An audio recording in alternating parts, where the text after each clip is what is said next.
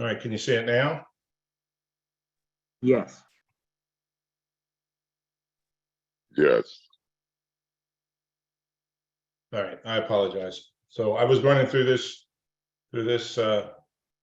screen. Now you can see it. I apologize. So where were we? Area VP renewal, review, and then the indicator sponsor, like I said. So what is a mitigating factor? Mitigating factor originally started if something happened in your unit that was beyond your control, that moved you more than one cell in your composite score. So it had to cause a negative result in one or more indicators. You can have more than one incident that mitigated your NPA. It cannot have already been mitigated in NPA. So for instance, didn't happen this year with the hurricane, but those of you that remember a few years ago, NPA scores were delayed until almost December because that hurricane come in late in Florida. They already mitigated that. They already put hours where they were supposed to, mitigated the TOE. So it can't already have been mitigated in NPA. It has to negatively affect your composite score by at least one whole cell, not the individual cells, your composite score. It has to move your whole score one cell for it to be a mitigating factor. It has to be beyond your control. You need to have made some effort to offset it during the year. So you can't just come along in October and say, hey, I've had this problem all year. I haven't done anything about it, but now I want to mitigate. Again, the NPA composite summary score has to result in a lower PFP, pay for performance rating. Documentation, document. You have to have valid supporting documentation to support your mitigating factors. Who can request mitigation? Installation heads, postmasters, plant managers. If you're a station manager within an installation of a larger installation, your postmaster has to file. I think you would, I don't see why anybody wouldn't if it was valid, but installation heads are the only ones that can file. So if you have subordinate managers and supervisors, you as the installation head would file mitigation. This is new information this year because of the way they changed NPA. So anything else, anything other than controllable income and total revenue percent of plan, those two you can't mitigate because they're not unit level issues. So you cannot mitigate controllable income on the top line or total revenue to plan, which is number 2. Anything else because those are measured as anything else you can mitigate. Requests can be submitted for all other indicators, which includes the functional effectiveness indicators. So your DPH percent to supply. So if you had a year like this year where you gained Amazon and your DPH percent to supply went sideways because there was no volume factor, that's a mitigatable unit factor. That's an indicator that you can mitigate. Again, you'd have to document, you'd have to say, this is why my F2B hours were way out of whack, and it's this much, and it would put me in a cell 10 in that indicator, which would move me a whole cell. So what's the process? Unit installation head sends in PAS, I'm going to show you the slides here in a minute, to the district executive. So that's generally your district manager. Pieces in the district. For those of you that are on the call that aren't CRDO, we're going to be CRDO heavy, but it's the same process for plants that would just go to your district, whatever the equivalent of a district is over there. If it's approved, it then goes to the area HR manager. It used to be the area controller. I crossed that out because the area controller really doesn't have, it's a different stovepipe now. So your HR manager is going to make a recommendation to the AVP. That's their process. The AVP has to approve or disapprove. So in some areas, I'm sure it's going to go straight to the area vice president. Some areas, your HR manager is going to look at it first. Here's a little quirk. If it's disapproved there is no further appeal. So if it's disapproved at the district manager level, you can reapply directly to the VP. Your district manager can say, no, I don't approve it. And you can, inside PAS, send it directly to the VP. If the district manager approves it, obviously it goes to the VP to be further approved. Either way around, if it gets approved at the district and disapproved at the area, or just goes straight to the area and gets disapproved, their policy is there's no further appeal. What we would do at that point is we would start a consultative issue law. So I had several of these as a chapter president. Postmaster installation head thinks they've got a case, argues it to the district manager, goes to the area vice president, it's disapproved, then it would come back and I would look at it. And the first thing I look at is, does it actually move via wholesale?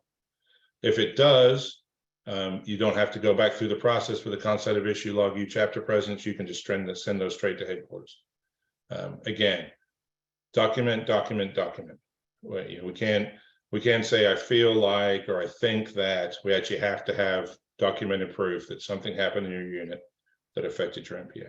So that's a little thing I added on there, the concept of issue log. If you get disapproved at area, that would be our policy. If it gets approved at area, it goes, like I said, to the indicator sponsor to be validated, and then to the NPA team to be reviewed, verified, and published. We were successful with some. I would say 99% of the ones that people talk to me about, when we do the math, it doesn't qualify. But the ones that come up here that are disapproved for whatever reason, usually in action, when they come up here, it's about 50-50, but they do get approved. Again, PES roles, installation head. There's a questionnaire, I'm going to show it to you. Upload the required documentation, review and submit. The lead pieces district executive, DM or other, review, upload additional documentation, approve or disapprove.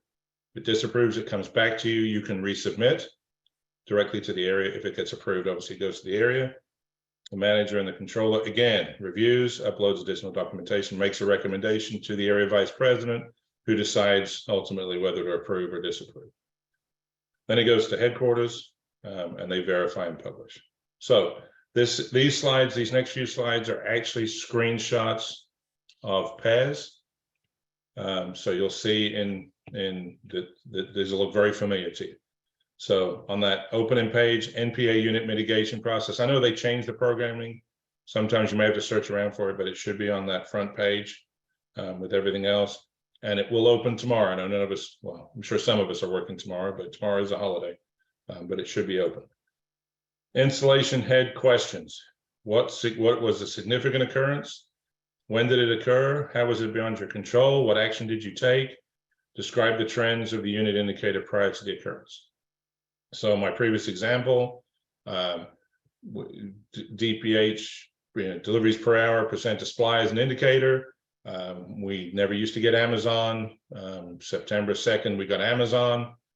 This is how many more packages we got last year than this year, and it would have affected my DPH by so much. You got to have some documentation. There's a place there to attach your PDFs. You submit the request. Now you can now view inside. So you see the circles around view only, so you can see what it's doing at the next level. So this mitigation is submitted by installation head, waiting for the lead pieces. So that's where it's sitting. Again, if it sits there and they will get emails, you need to take care of this, you need to take care of this, you need to take care of this, one way or the other, because there's deadlines that have to be met.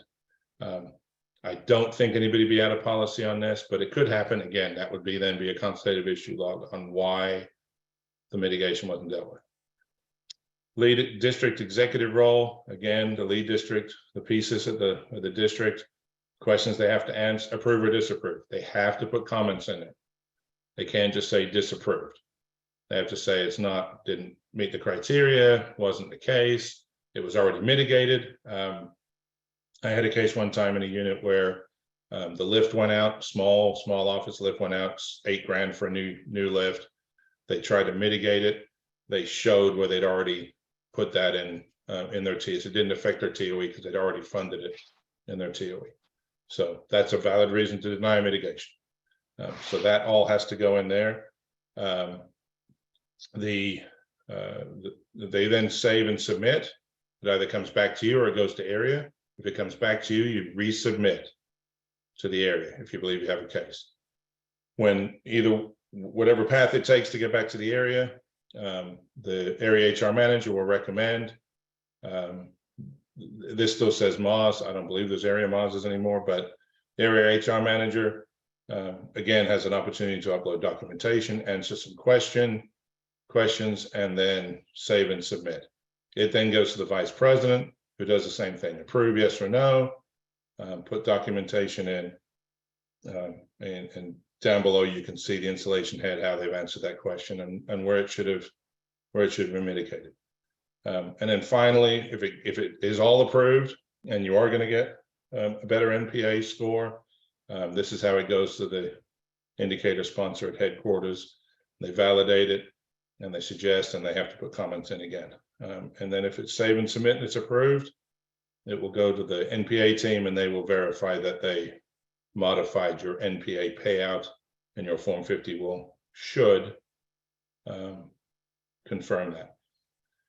Here's the timelines, and when they were right, they posted, today is what they call day 0. So tomorrow's a holiday, but today is day 0. You have until close of business on Wednesday. So it's supposed to be 5 days. I don't know, with the holiday in there.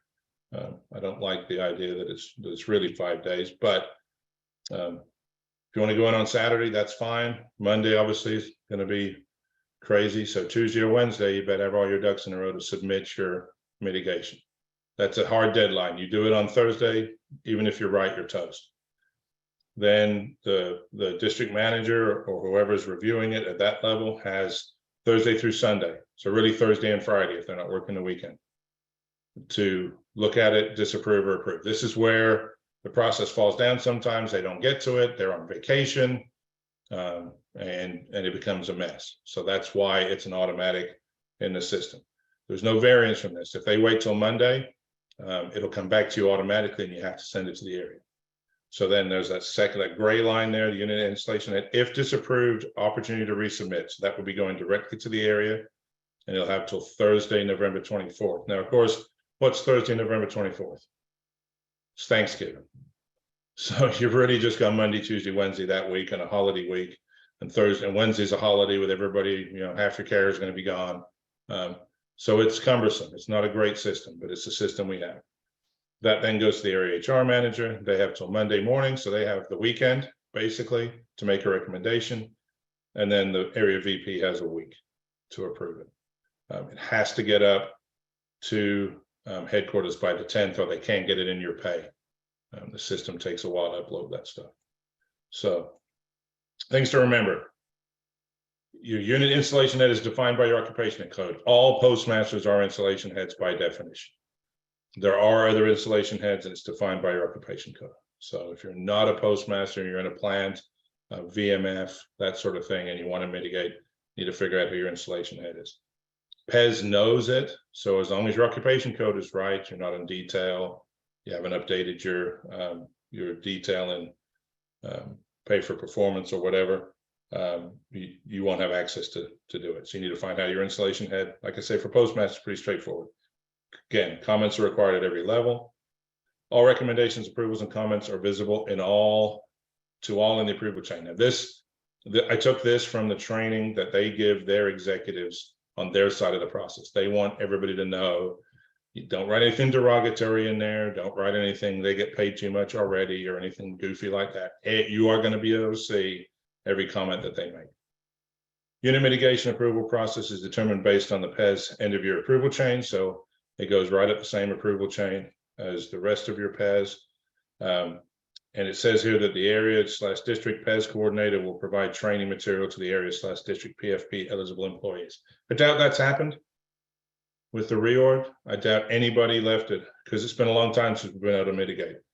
Last year there was a national level mitigation, year before that, same thing. So it's been a long time since we've done individual unit mitigation. So the people that did know how to do it are either gone, or it's been so long they don't remember. So take that with a grain of salt. Probably you'll know more about mitigation than they. Hopefully they're training them, but I don't know. It says here for assistance, contact area. Good luck. But if you have questions, you guys know where I am. So I'll open it up. Anybody have any questions? Either throw it in the chat, or if you can unmute. I don't know if it'll let you unmute. Any questions on the mitigation process?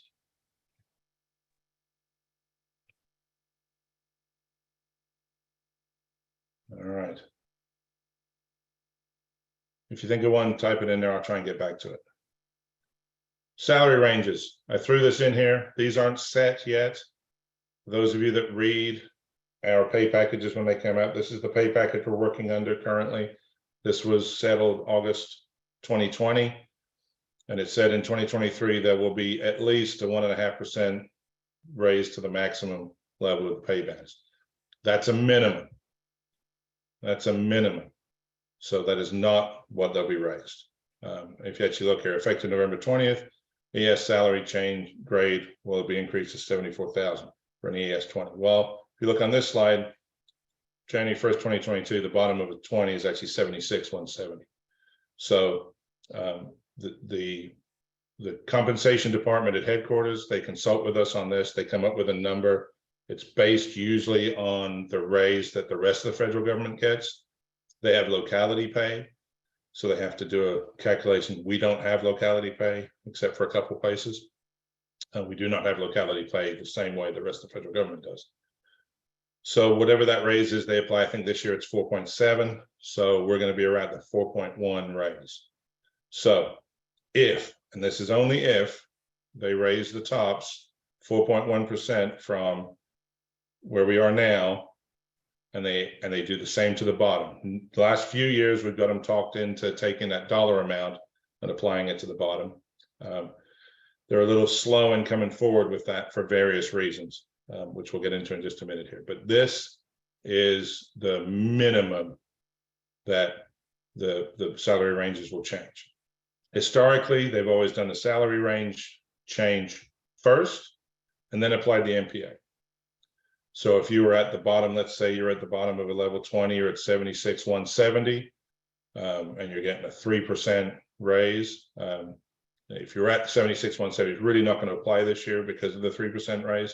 But let's just say you're at a 76,170, you would go to 79,293 at the level 20 there, and then you would get your NPA raise, would move you away from the bottom. So that's why they're pushing back on applying a larger number there. I think they should apply a larger number there because that would scoop a lot of people up that are with the SDA moving the way it is because of the COLAs that the carriers are getting. It would solve a lot of problems, but I can't always get them to do what I want. So I believe this is the minimum raise that'll happen. It could be more than this, especially at the bottom, maybe at the top. So if you went over the top, if your saved salary, when you got that 3% back in September, if you got the 3%, it puts you over the top of this range. So say you're sitting at, let's say 103 at the top of a 20, and you get a 3% raise, you're only going to go to the 104,933. You will get the rest of your NPA in a lump sum.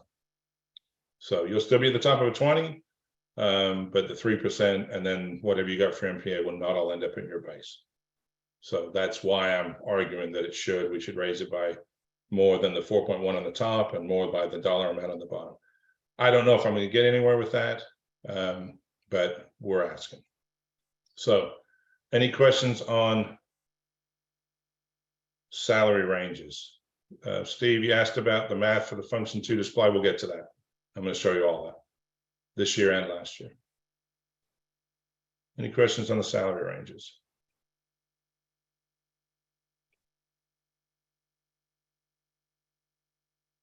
All right. Where did my cursor go? Here it is. Okay. So now we're going to get into the scaling and target setting for this year. So like I said, we didn't get our goals until over halfway through the year last year. We're going to get them 5 weeks into the year this year. There's a reason for that. They're very similar to last year. We didn't tweak very much, but here we go. So here's your weights and depths and how it's changed. Controllable income, the top 2-3 lines obviously are national numbers. So controllable income, the weight actually went down a little bit. It went from 10% of weight to 9%. Total FPR percent to plan, so your total revenue, which again is a national number. If you look across the top, I've just broken it out again for CRDO because we're CRDO heavy. So across the top, area retail and delivery, that would be your area vice president. District retail and delivery is your district, your MPU, and then 20s, 21s and 20s, 18s. And then stations and branches I put on the end just to lump them in.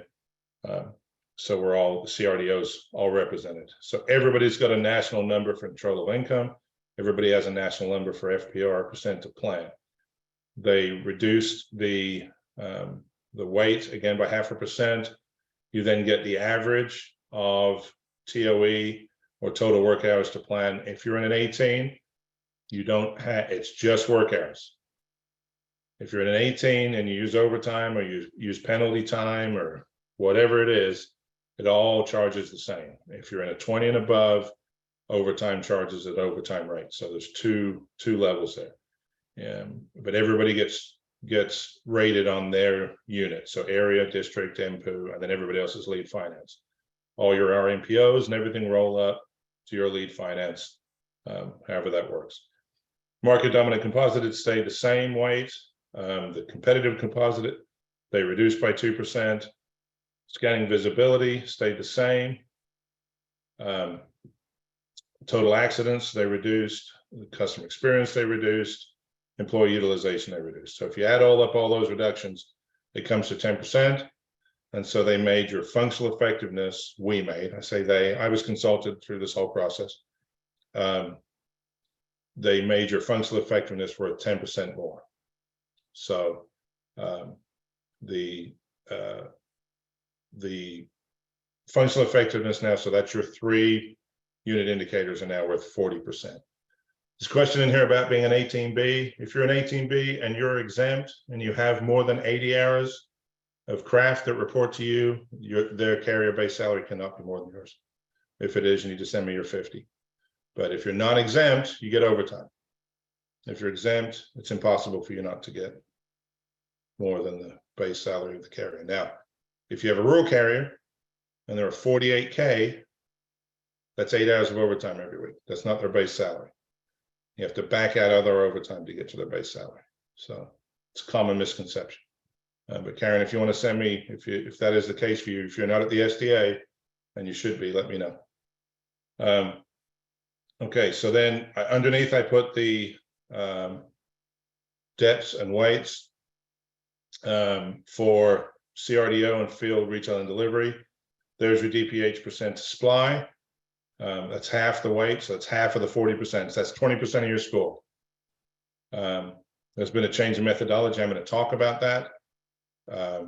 They're adding a volume factor to it because, you know, honestly, out west, people lost Amazon, did well in that, and in the southern area, they gained Amazon and didn't do as well. So we've actually put a volume factor in that indicator. CSV, SOV opportunities percent to supply. It says no change. There was a change mid-year 2022. I will talk about that in a minute. But there's no change from where we ended up. The employee separation rate, the reason it wasn't weighted in FY22 is because this used to be retention of non-career employees. It is now the separation rate, and we'll talk about that. It should make you, it should be easier because it's including the career and not just the non-career. Level 18, we're told that we cannot have OT unless approved by the MPU. Again, that's a consultative issue law. If they're not going to give you the overtime, then don't work it. If you're non-exempt, you're non-exempt. It's just like any other kind of overtime. So the employee separation rate is 20%. So that really hasn't changed. They just changed the indicator. So controllable income, I've seen these numbers. They're not going to give them out until Monday. Everybody will get them in Monday. So I'm going to skip over these first few that are the top line. Again, I've seen these numbers. They're not dissimilar than last year. They're pretty aggressive based on their projection for where the company is nationally. So all the way through here to scanning and visibility, retail and delivery. So if you look on this slide, it's kind of busy. On the left, top left, the minimum score, somebody got a 0. I don't know how you score a 0 in scanning visibility, but somebody did. The max is 100. Somebody got 100. That's great. Which in cell 10, the median was 99.52, which puts you in a cell 7. The lowest 10% were 98.80. Every one of these slides has this. Your high 10%. So this is actual data from 22. The average was a 98.64, which puts you in a cell 0. The TQ average, so that's the top quartile, average was 99.77. So if you look at how many people were in cell 0 up to cell 10 for the targets, so they proposed in 2023 to move the numbers ever so slightly. So if you see the cell 5 target is the same, it's just a little more difficult to get into 1 and a little more difficult to get into 2 and 3 and then 4, going on up, but the target is the same. Generally, if we don't make the target, which we didn't, the target stays the same. If we made the target, it's going to get a little more difficult to make. That's just the nature of continuous improvement. Customer experience delivery. So this is your surveys. I don't spend a lot of time on this because the numbers don't really change that much and it's hard to drive. But the target, again, cell 5 stayed the same. This is the question that they're going to ask. Thinking about your overall experience with receiving mail and or packages delivered by USPS recently, how satisfied are you? And then they're going to, that's what you're going to be scored on.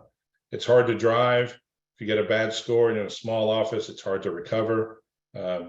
It's not a great indicator, but it's something that they measure. Fortunately, it's a composite. We'll get to that here in a little bit too. Here's your C360 rate. Again, the number is 40.05.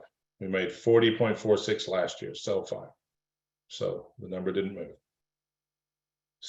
Improvement is identical to last year, so improving your C360, and then your point of service survey. If you're a mystery shop office and they tell you to circle the survey, the more people that take the survey, the better. Generally, people that take the survey are mad about something. You're going to get a bad score. So let's encourage as many people as possible to take it, especially the ones that are happy to improve your score. But again, it's actually a little easier to get in cell 1 on this one. It went from 81.44 to 81.37.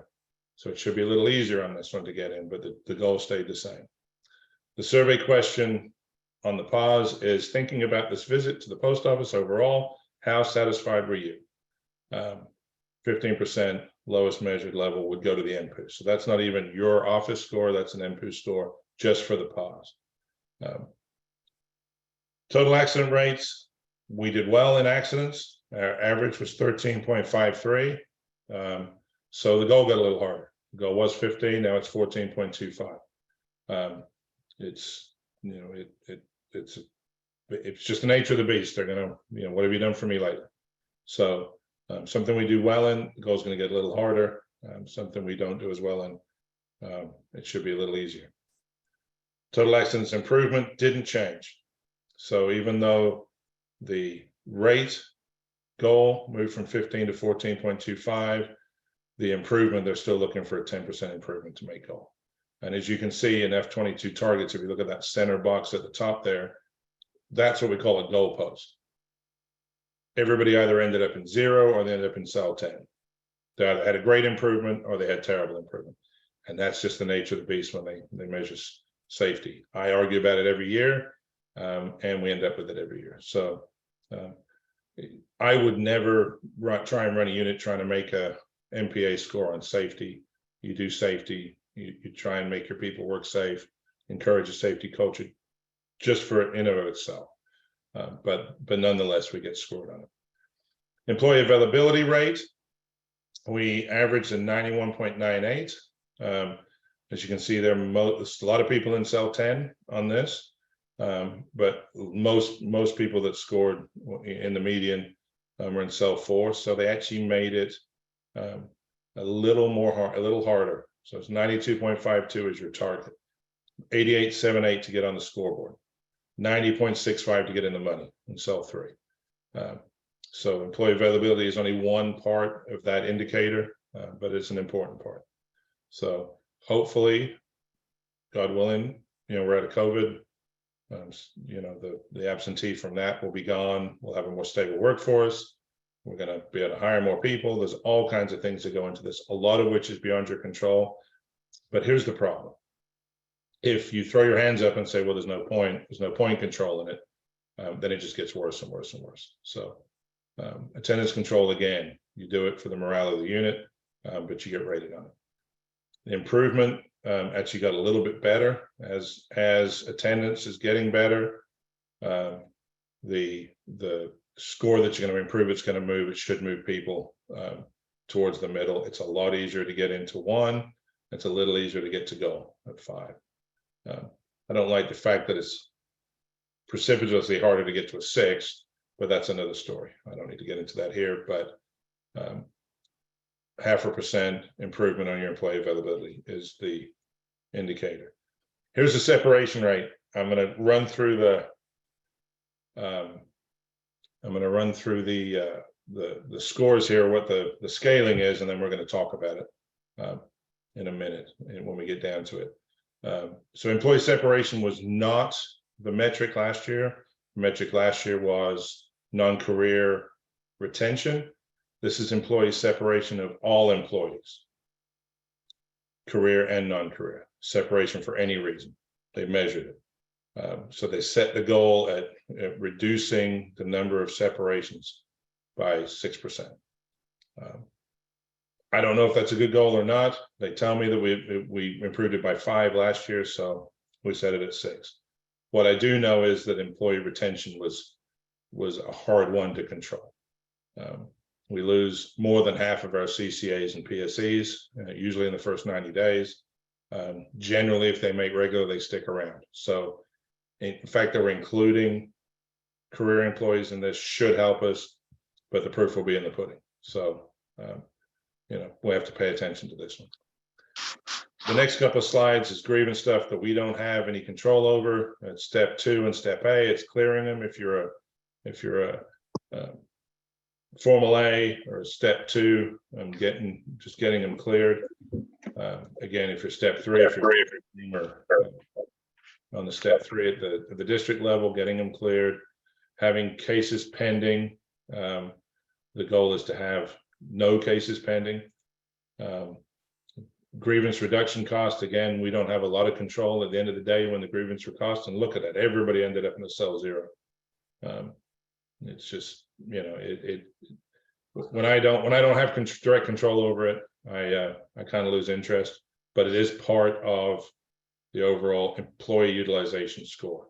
It's not a huge part. If you look on this slide, availability is 40%, employer separations is 40%. So if our people come to work and they don't quit, that's 80% of the score. So the grievance index will have less to do with it. The only other problem I have with this is it's really only measured at the district level. So if you happen to be in a district with a Chicago or a Cleveland or a St. Louis where people quit all the time, it's an uphill battle. But you got to do what you got to do, and you got to know what you're being rated on. So the idea eventually with all these is we will get it down to the we will get an indicator down to the unit level that you have clear line of sight. That's what the PMG wants. We're just not there yet. So I am just teaching you how it is, so you know going in. So here's your weights and depths again. I showed you the slide to start with, so I went through the 10 indicators. And here's the weights, depths, but they go. There is one mistake on here. Employee separation rate, if you run along the bottom now that I've taught you what it is, the employee separation rate is at the area level, it is at the district level. Then it says MPU for the MPU level. That is incorrect. We caught that today. I caught it today and said, hey, that's not right. And they agreed, and it will be changed. So they will also be at the district level. You are not going to get rated on district and then you're in, because they can't measure it at the MPU level. So everybody gets a district score for employee separation. Here's that in a different slide. So function 2, DPH, deliveries per hour, percent to splice, 50% of that score for functional effectiveness. CSV, SOV, opportunities, percent to supply, that's changed a little bit. That's 30%. Now you get employee separation again on your functional effectiveness. So we get whacked twice on that score, or helped twice if you have a good improvement in that. Again, it's only 20% of this 100%, so it's a 0.2 move of the 40% now that it is of your overall score. So it will affect you. Somebody was asking earlier about function 2, DPH, percent to supply. Here are the goals. Again, we on average we average retain getting a 0.51% improvement in that way. Actually, this is kind of wacky. So we add deliveries every year. I think we had a 1.7 million delivery points last year.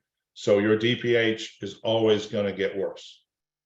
If you add deliveries and you don't, you're going to add hours, you're going to end up adding more hours than you did deliveries. You're never going to capture that. So the goal is not to get better on DPH. It's just not to go up by more than what they think the new deliveries will be. So 0.25 was the goal last year, 0.25 was the goal this year. A 5% worse DPH percent to supply will get you into cell one where it was 540. So it's a little harder to get into one, a little harder to get into two, into three, into four, and so on. So we made that goal. They made it a little tougher, but the goal itself, the 5, is the same. And most people, as you can see, the biggest number of people was that we're in a 5. That is actually the best bell curve that we have, is this DPH percent to supply. A few people ended up in 0, something wacky with their data, something mitigatable maybe, who knows? Very few people are in 10. You have that nice curve there. So how is it, somebody asked earlier, how is it calculated? Function 2 deliveries, all function 2 deliveries, city, rural, box. Anything that gets hours in function 2 goes into the calculations of your hours that you use to deliver. Then they measure what you used in 22 and compare it to what you used in 23. And as long as it's no more than 0.25% over what you used in 22, you're going to be in cell 5. If you reduce it by 3.2 and on off, then if your percent to supply, your DPH percent goes up 3.2, you'll get into a box 6. So function 2 delivery hours measures the time of all deliveries per hour by dividing total delivery hours by the number of total delivery points. Current 2023 current is October 1st to September 29th. Supply is September 25th to September 30th. It's not quite a full year, but that's just the weeks they have to go. So they did some calculations here. This is a very busy slide. If you go into your NPA page, you can pull all these PDFs up. It will tell you where they get the data from, how it's calculated, and so forth, and you can do the same thing. So the source of this is eFlash, possible deliveries and work hours. So to make sure your possible deliveries are correct in Flash, you can check that. And then EDW for your make sure your hours are getting charged. Indicator value percentage of actual function 2 DPH to supply with calculated supply volume impact. So here's where the volume factor comes in. What you're going to get is if you have 1,000 more packages on average a day this year than last year, you're going to get 1,000 minutes added to your hours from last year when you compare. So you're going to get credit. So if you lose 1,000 packages, you're going to have to pick up that time. Larry asked if we're mandated for Amazon 7 days a week effective in April. We did not have it and increase our function 2 workout significantly, as well as mandated 6 to 9 play, which we also did not do in FY21. This will be a mitigating factor. Correct? I did the math. Yes, absolutely. That's 6 to 9 play, Sunday Amazon, anything that wasn't funded. Yes, that would be a mitigating factor. 100%. Just make sure you do the math correctly. So back to the slide here. So you take your DPH from last year, you compare it to your DPH from this year, what the improvement is, and then there's a volume factor, which is basically a minute per package. So they were going to allow you, if you've got 1,000 more packages in your unit every day, they're going to allow you to have those 1,000 minutes before they start saying your DPH didn't get better. When we ran these numbers, I know it's complicated. When we ran these numbers and applied it to FY22, the people that were in cell 3 went to a cell 5. The people that were in cell 7 went to a cell 6. So it evened everybody out. We didn't apply it. We just did the math. So the places that gained Amazon and were terrible in DPH percent to supply, when we added this math, it brought them up. The people that did great because they lost Amazon, it didn't hurt them too bad, but it did hurt them a little bit. So there will be a volume factor on that. CRDO, CSV, SOV variance. So this is a there's two parts of this indicator. Normally, when there's two parts for an indicator, they take the average. Here's what happened last year.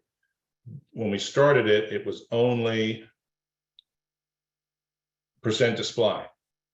So you had to, and we're just talking about the gap now. If you were at 100%, that's a bad example. If you're at 90% and you go to 91, that's a percentage increase. It's almost a whole 1% increase.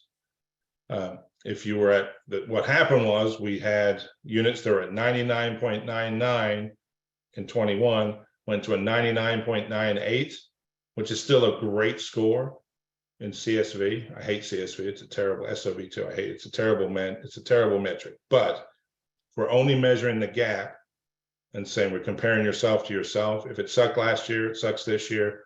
We're just going to measure the change. But we had units that were still doing excellent or ended up in a cell zero.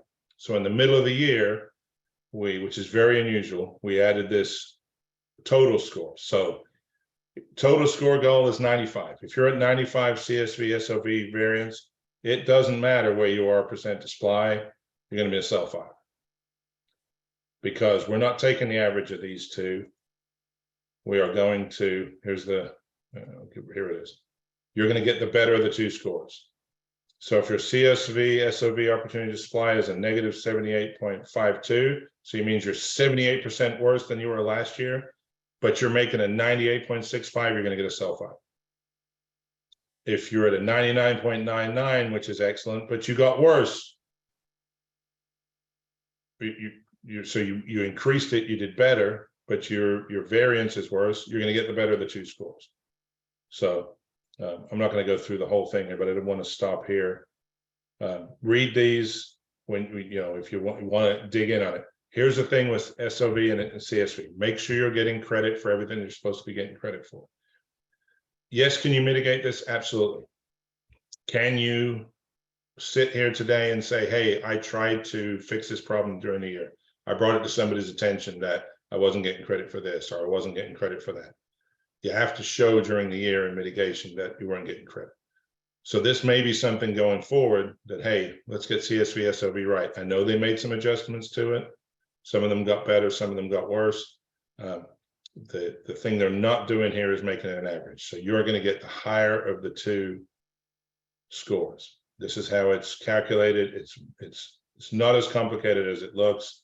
If you look at the business rule at the bottom, so you're at an 82, you went to a 78. So out of 100, you went to 78. So the gap is 0.1818 multiplied by 100, puts you 18, puts you in a cell 4. So that's how that's calculated. It's the difference to 100. What's your difference to 100 now? What's your difference to 100 then? And then you get the better of the two scores. Here's the employee separation rate. We talked about that. I showed you this on the other slide. Employee separation rate is based on the number of career and pre-career employees separating on a monthly basis compared to the number separated during the baseline period. Here's the tricky part. Separations include retirements, resignations, and separations with some exclusions. When this rolls out next Monday, the word retirement will be out of there. Retirements will not count in this. It will just be resignations and separations of all employees. So it's a portion of the employee utilization indicator as well as it's in everybody's functional effectiveness. It's based on the number of employees separated this month compared to last month. So every month you'll say, hey, the district separated this many people last year, this many people this year, and where your baseline is, and it'll go to 2 decimal points. Again, it should be a better indicator for us. I hate to put it in those terms. This will be better for you, worse for you. We want a company where people want to stay. We don't want a company where people are quitting all the time. So that's why they're driving this behavior. Excuse me. So employee separations will be counted, and it applies on your targets. So is there any other questions on scaling and target setting?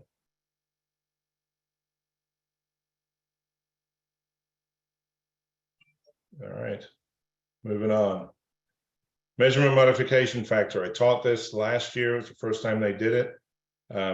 Historically, there's always been a problem in the more complicated units, getting a good NPA score. So they modified based on level. They did some tests on where everybody was. And this is what they applied last year. They're going to apply it again this year. If you are in a level 21 office, you're going to get a 0.25 modification factor on your score. This will negate some of the mitigation. So if you're sitting at a let's say 4.76, no, that's a bad example, 4.26, and you say, I'm going to mitigate, you're already going to be mitigated. That 0.25 is going to get you to 4.51, you're going to go to a 5. You're not going to get all the way to a 6. So when you mitigate, you're going to allow for this 0.25. Level 22 offices are going to get a half a point. 24 is the same. 26 is 75. Pieces will get a 1, and then MPUs 23 and 25 get 25 and 75. So whatever your raw score is, I believe they're incorporated in your NPA scorecard. You see them in there. Below a 21, you don't get any modification. What it generally does is even everybody out. If you look on the left side there, what the average is, it should even everybody out. So everybody gets about the same. That is the end of my presentation. Are there any other questions? I have a survey here. I'm going to see if I can copy that link and put it in the chat. Oh, that I can. I'll try that. All right. Yes, I am. Okay. Are there any other questions you guys want to write? I don't know. I'm thinking you guys can't get unmuted. I'm going to copy this and put it in the chat if you guys want to click it. If you get your phones out, and there it is in the chat. Oh, I need to send it to everybody though. I'm not seeing any other questions. Please take the survey.